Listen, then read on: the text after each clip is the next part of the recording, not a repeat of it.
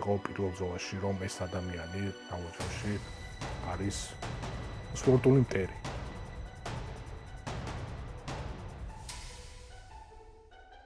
ვიდეოს ეს ნაწილი მინდა გამოვიყენო, რომ გთხოვოთ, რომ გამოიწეროთ ჩვენი არხი.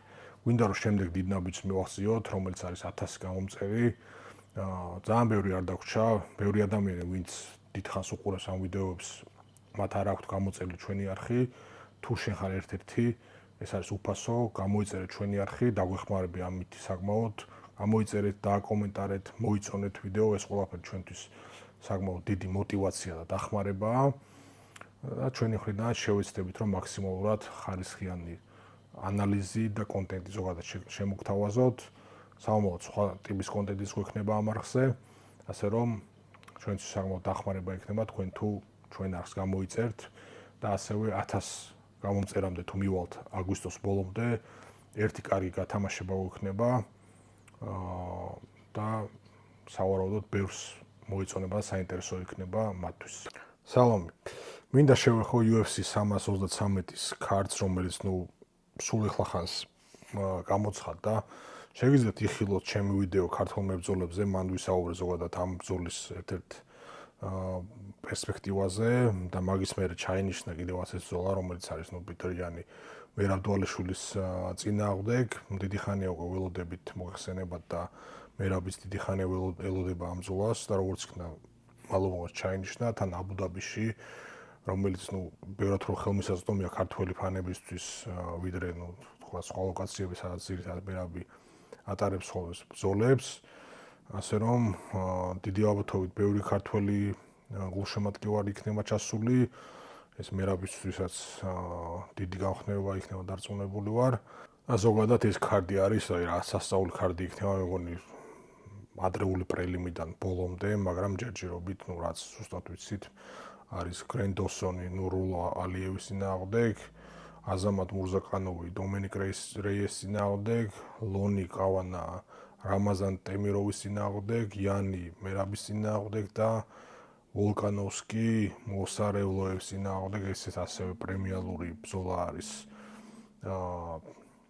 featherweight-ში დაუმარცხებელი მებრძოლი ხვდება ჩემპიონს. ვოლკანოვსკი კიდე არის ის ადამიანი, რომელსაც რეალურად დამარცხება არ აქვს გარდა მახაჩევის და თოფურიას წინააღმდეგ. მახაჩევთანაც ასევე წინა ვიდეოში ვისაუბრეთ, რომ რა რთული ბრძოლა მისცა პირველ ბრძოლაში და მეორე ბრძოლაც მოგეხსენებათ, რომ 11 დღით ადრე აიღო, როცა ოლივერა ჩაეხსნა და ამჯერად ხდება მართლაც დამსახურებული მებრძოლი.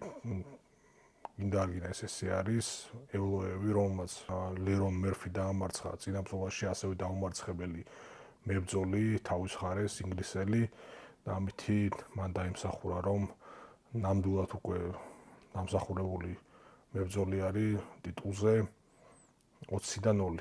ვოლკანოვსკის მართლაც რთული ამოცანა ელოდება წინ. მოსარევლოევი უბრალოდ როგორც ვიცით არაგებს. ჯერჯერობით გავსი რამე არ გაუკეთებია და ვოლკანოვსკის მოუწევს, რომ მას ასწავლოს წაგება და ასევე ვიხილავთ ევლოევი ადგილი არის თუ არა იმ ელიტარულ სიაში, რომელშიც არის თოფურია და მახაჩევი, ის ადამიანები, რომელმაც მოახერხეს და დაამარცხეს ლეგენდარული ვოლკანოვსკი. ამ ბრძოლებს დეტალურად ჩავშლით აუცილებლად main event-საც და co-main event-საც, როდესაც ორი სატიტულო ბრძოლა არის, ზედაწონას ანიჭებენ უპირატესობას და ის არის ხოლმე main event-ი, თუმცა საკამათოა და შესაძლოა იანი მერაბის ბრძოლა არანაკლები იყოს, თუ უფრო დიდი არა, სულთა ნიშნულობით, მაგრამ ქართველებისთვის ბუნებრივია ძალიან დიდი ნიშნულობის მქონე ბრძოლა არის. ისევ და ისე როგორც ვახსენე, ამას ჩავშლით დეტალურად, ტექნიკურადაც, ფსიქოლოგიურადაც, არ ვიცი რა ზონაში, პოლიტიკურადაც, მაგრამ ერთ რამეს ამ ვიდეოში ვიტყვი, რომ მენტალიტეტი არის და მიდგომა არის საჭირო, ისე როგორც იყო პირველ ბრძოლაში, რომ ეს ადამიანი საბოლოოში არის სპორტული მტერი.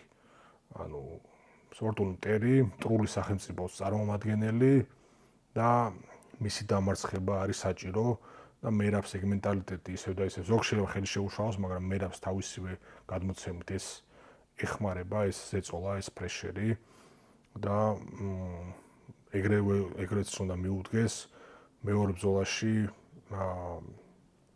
თქოს ეს ყველაფერი გვერდზე გადადებული, მაგრამ მოვიდა იანი და სამწუხაროდ წაართვა მერაბსაც მოპოვებული ქონდა წაგვართავ ქართველებს ჩემპიონი და ეხლა ამისთვის მას უნდა პასუხი მოვთხოვოთ. გემშვიდობებით, როგორც ყოველთვის თქვენი მოსაზრებები ქვევით დაგვიწერეთ და შემოდით განხილვაში.